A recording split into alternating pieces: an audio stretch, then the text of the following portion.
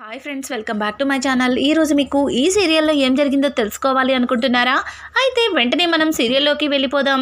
ఇక అపర్ణ పంతులు గారిని పిలిపించి ఇక 2 రోజుల్లో రాజ్ అలాగే చిత్రల పెళ్లికి ముహూర్తాన్ని అయితే పెట్టిస్తుంది. అది విన్న రుద్రాణి అలాగే మాయ ఇద్దరు కూడా తెగ సంబరపడిపోతారు. ఇక స్వప్న అయితే హడావుడిగా కావ్య దగ్గరికి వెళ్ళి, ఒసై కావ్య, చూడవే ఏం జరుగుతుందో చూడు, నీ మొగుడికి అలాగే ఈ టక్కులాడికి ఇచ్చి పెళ్లి చేస్తానంటున్నారు. ఇక రాజ్కి నువ్వు దూరం అయిపోతావే, అసలు ఏం చేస్తున్నావో నీకేమన్నా అర్థమవుతుందా అని చెప్పి స్వప్న అయితే కావ్యని అడగడంతో కావ్య, అక్క నువ్వేం కంగారు పడకు, ఈ పెళ్ళి జరగదు, ఎన్నటికీ జరగదు. నా కంఠంలో ప్రాణం ఉండగా నా భర్తకి ఇంకొక పెళ్ళి ఎట్టి పరిస్థితుల్లో జరగనివ్వను అని చెప్పి కావ్య అయితే అంటుంది. ఇక ఇంతలో కావ్యకి ఫోన్ రావడంతో కావ్య పక్కకు వెళ్తుంది.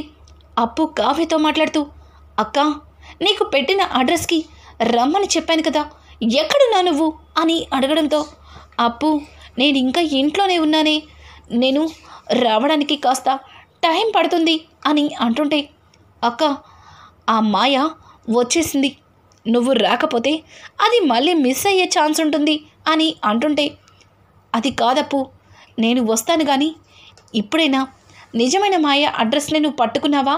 మొన్న ఆ ఫేక్ మాయని తీసుకొచ్చి ఇప్పటికే దాంతో చాలా ఇబ్బందులు పడుతున్నాను అని చెప్పి ఇక కావ్య మాట్లాడుతుండగా ఈ మాటలన్నింటినీ కూడా రుద్రాణి వింటుంది. ఇక రుద్రాణి అయితే కావ్య అలాగే అప్పు ఫోన్లో మాట్లాడుకున్న మాటలు విని, ఏంటి మాయని తీసుకొస్తుందా?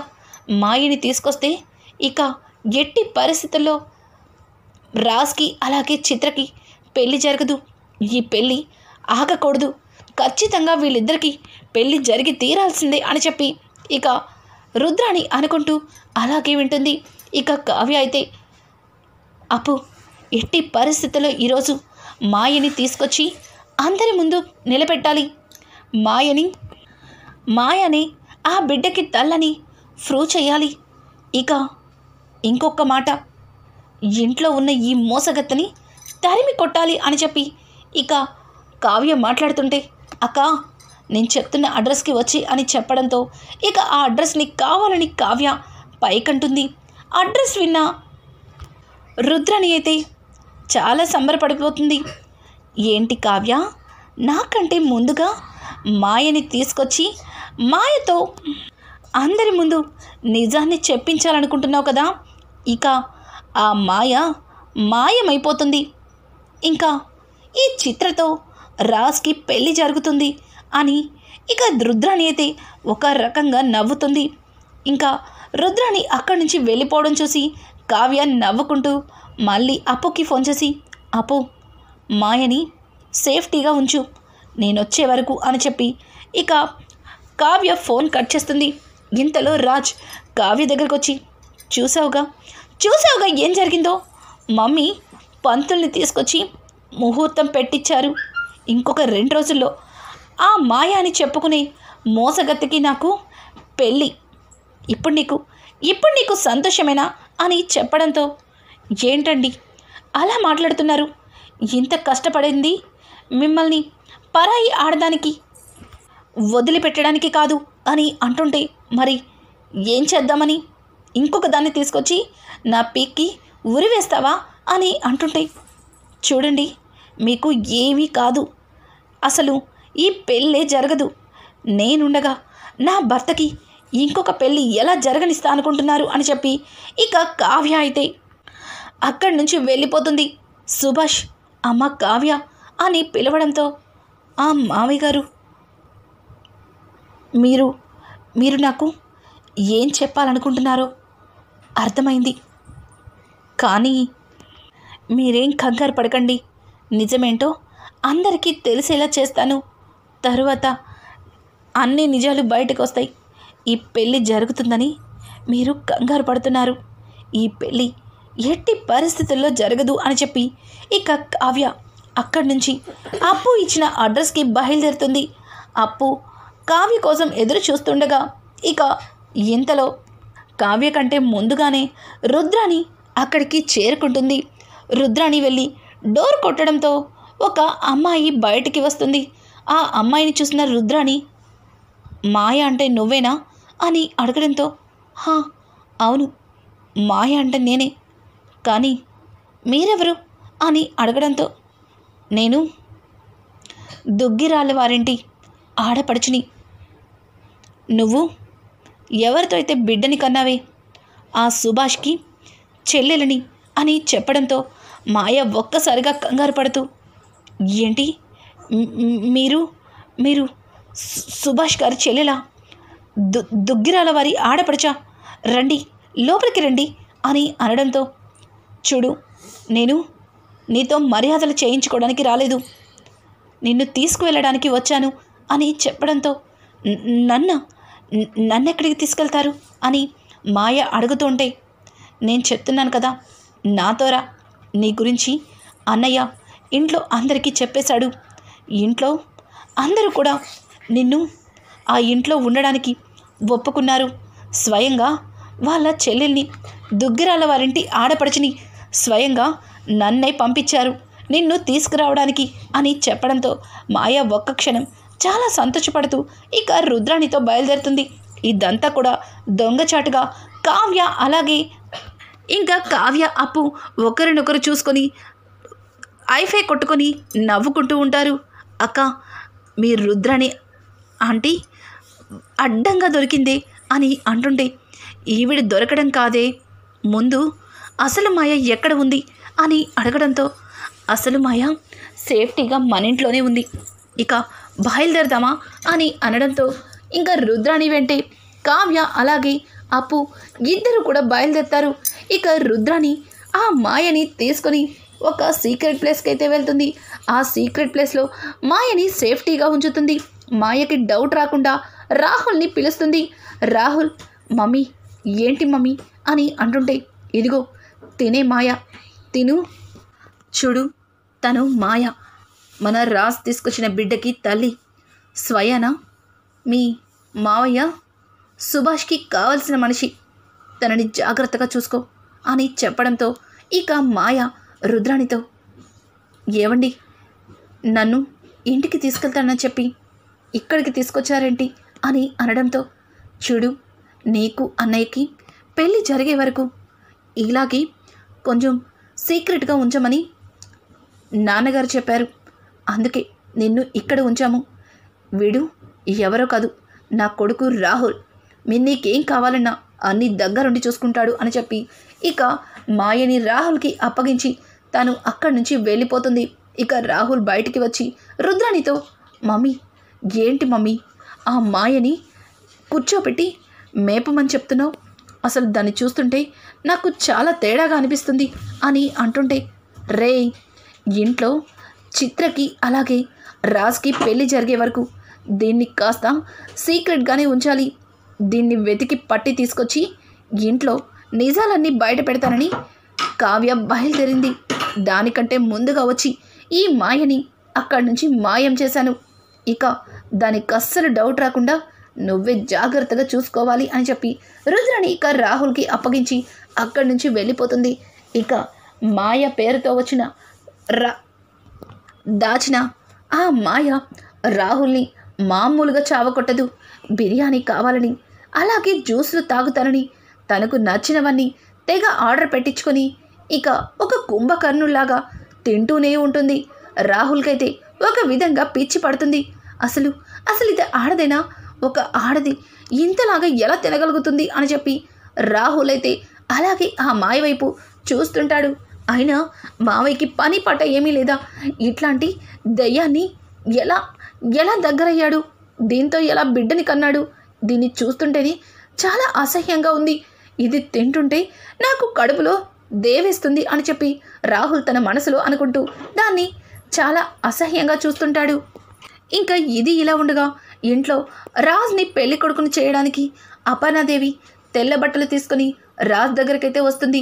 రాజ్ అపర్ణతో మమ్మీ నాకు ఈ పెళ్ళి ఇష్టం లేదు మమ్మీ, ఒక్కసారి నేను చెప్పేది వినండి అని అంటుంటే చూడు తప్పు చేసినప్పుడు నాకొక్కసారి చెప్పి చెయ్యవలసింది, తప్పు జరిగిపోయినాక ఇక నువ్వు ఏం చెప్తే ఏం ప్రయోజనం, నువ్వు ఆ బిడ్డని ఎత్తుకొని ఇంటికి వచ్చిన రోజే నువ్వు మాట్లాడే అధికారాన్ని కోల్పోయావు.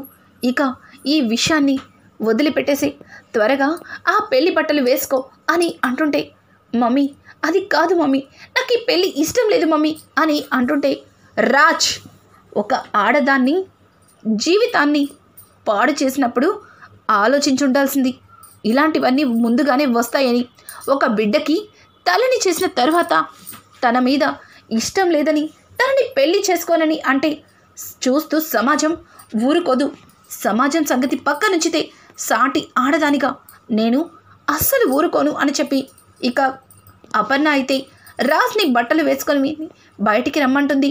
ఇది ఇలా ఉండగా ఇంకా చక్కగా పెళ్లి కూతురులాగా చాలా అందంగా ముస్తాబైపోతుంది చిత్ర. అయితే చిత్ర రుద్రాణి గారు నేను ఎలా ఉన్నాను అని చెప్పి ఇక రుద్రాణి దగ్గర గారాలు పోతూ ఉంటుంది. రుద్రాణి చిత్రని చూసి చాలా అందంగా ఉన్నావు, కానీ పెళ్ళి అయిపోయినంత ఫీల్ అయిపోవద్దు. పెళ్ళి అయ్యే వరకు ఆ కావ్యని ఒక కంట కనిపెడుతూనే ఉండాలి, బీ కేర్ఫుల్ అని చెప్పి ఇక రుద్రాణి అయితే చిత్రతో మాట్లాడుతుంది.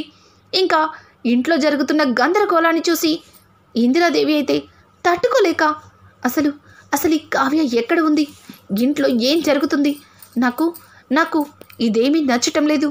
బావా నువ్విలా మెదలకుండా ఊరుకుంటే ఇంట్లో జరగవలసిన అనర్థం జరిగిపోతుంది, కావ్యకి అన్యాయం జరుగుతుంది అని సీతారామయ్యతో మాట్లాడుతుంటే ఇక సీతారామయ్య, చిట్టి ఏమీ చెయ్యలేని పరిస్థితుల్లో ఉండిపోయాను. కావ్య స్వయంగా తన భర్తకి ఇంకొక పెళ్లి జరిపించచ్చని అంగీకార పత్రాల మీద సంతకాలు పెట్టింది. ఇప్పుడు పెళ్ళి ఆపడానికి నాకు ఎటువంటి అధికారము లేదు. అసలు ఇంత జరుగుతున్నా సరే పెద్దరికాన్ని తీసుకున్న ఒక ఇంటి యజమానిగా ఇలా మౌనంగా ఉండిపోతున్నానే, నాకు చాలా బాధగా అనిపిస్తుంది అని చెప్పి ఇక సీతారామయ్య అయితే ఇందిరాదేవి దగ్గర తన మనసులో బాధని వెల్లడించుకుంటాడు. ఇక ఇందిరాదేవి, బావా నాకు అర్థమైంది, నువ్వు ఏమీ చేయలేని నిస్సహాయ స్థితిలో ఉన్నావు, కానీ చూస్తూ నేను ఈ అనర్థం జరగనివ్వను. రాజ్కి అలాగే ఆ మాయకి పెళ్ళి జరగడానికి నేను అంగీకరించను. ఏం చేసైనా సరే ఈ పెళ్ళి ఆపుతాను అని చెప్పి ఇక ఇందిరాదేవి అయితే చాలా కోపంగా బయటకైతే వస్తుంది. అదే టైంలో ఇందిరాదేవికి కావ్య ఎదురొస్తుంది. ఏంటి నీ మగుణ్ణి ఆ మాయకిచ్చి పెళ్లి జరపడానికి నువ్వు కూడా?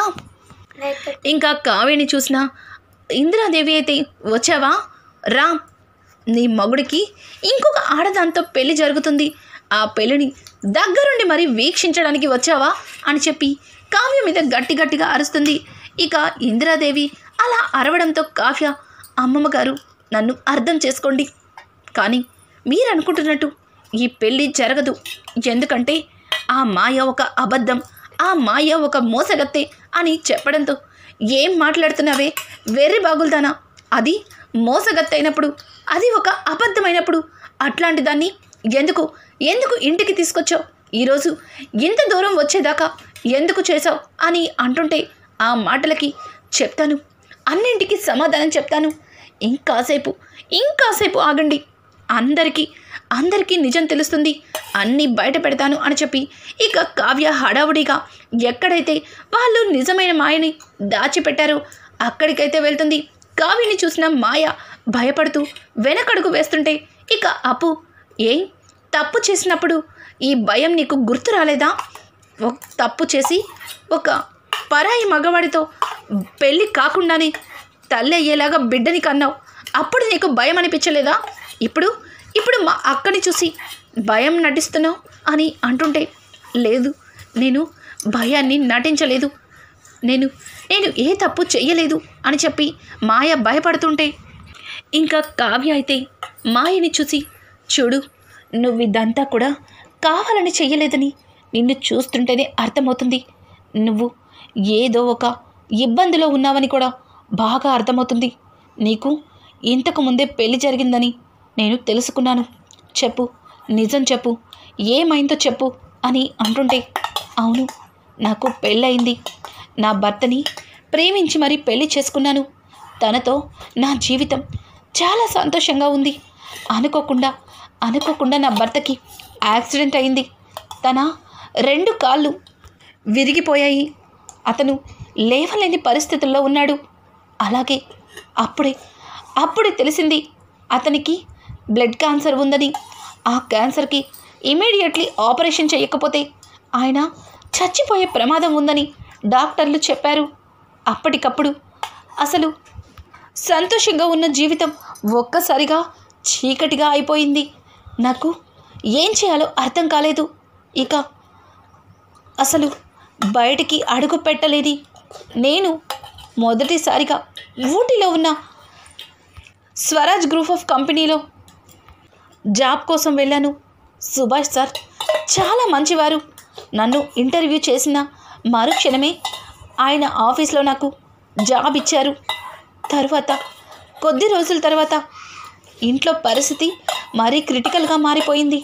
నేను తీసుకొచ్చిన డబ్బు కేవలం తినడానికి, ఆయన మందులకి మాత్రమే వస్తుంది. ఇంకా ఆయన ఆపరేషన్కి డబ్బు ఎక్కడ దాచిపెడతాను? ఆ డబ్బుని ఎలా తీసుకురావాలో తెలియక, తప్పని తెలిసినా సరే సుభాష్ సార్కి దగ్గర అవ్వాలని చూశాను. ఆయన పెద్ద మనిషి.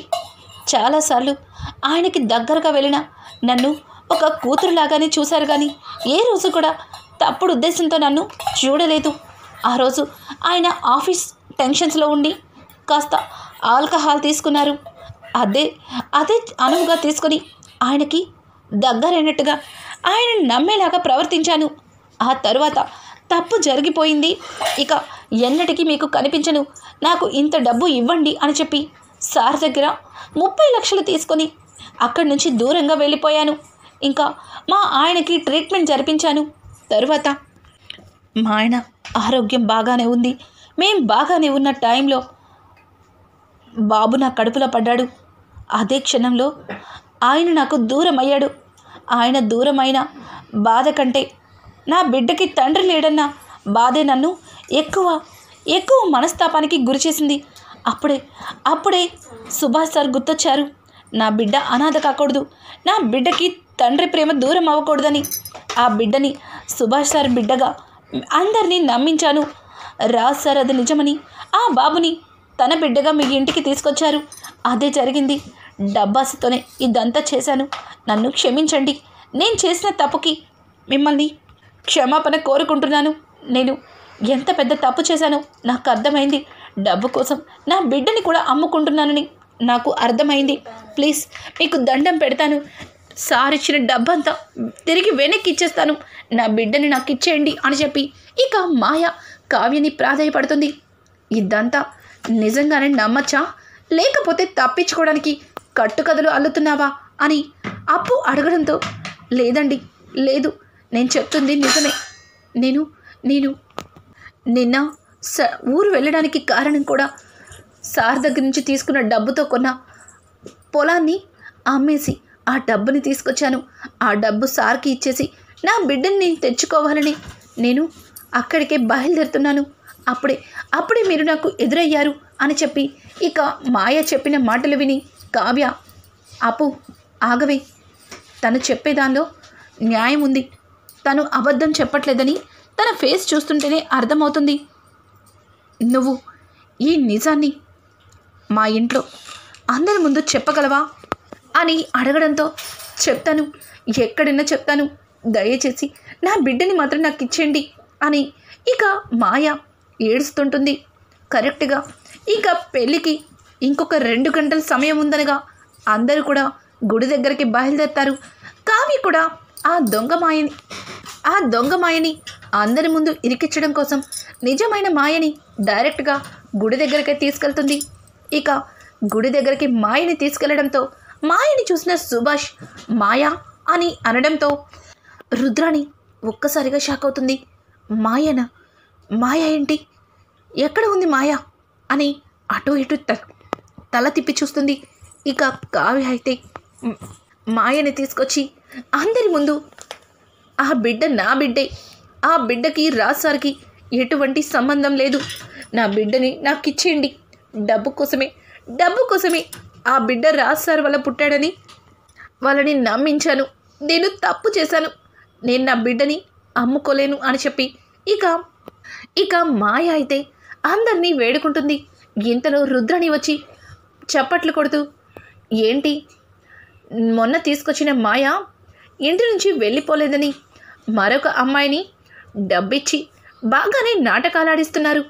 మీ ముగ్గురు అక్క చెల్లెలకి నాటకాలు కొత్త ఏమీ కాదనుకో, కానీ ప్రతిసారి మీరు ఆడుతున్న నాటకాల్లో మేము మోసపోలేము అని చెప్పి ఇక రుద్రాణి అయితే అపర్ణాదేవి ముందు కావ్యని మాటలంటుంది. ఇక కావ్య, రుద్రాణి గారు, నాటకాలు ఆడటం మీకు కొత్త ఏమీ కాదు, కానీ నేను నిజమే చెప్తున్నాను. ఆయన తీసుకొచ్చిన బిడ్డకి తల్లి తినే అని చెప్పి అనడంతో రాజ్ కూడా ముందుకి వచ్చి, అవును, ఈ మాయ నిజమైన మాయ కాదు, ఈ కావ్యతో వచ్చిన ఆవిడే నా బిడ్డకి తల్లి అని చెప్పి రాజ్ కూడా అందరి ముందు చెప్తాడు. ఇక పక్కనే ఉన్న మాయ, బాగుంది రాజ్, ఇన్ని రోజులు ఆ బిడ్డకి తల్లినని ఎవ్వరికీ చెప్పని నువ్వు ఇప్పుడు వేరొక అమ్మాయి ఆ బిడ్డకి తల్లని చెప్తున్నావు.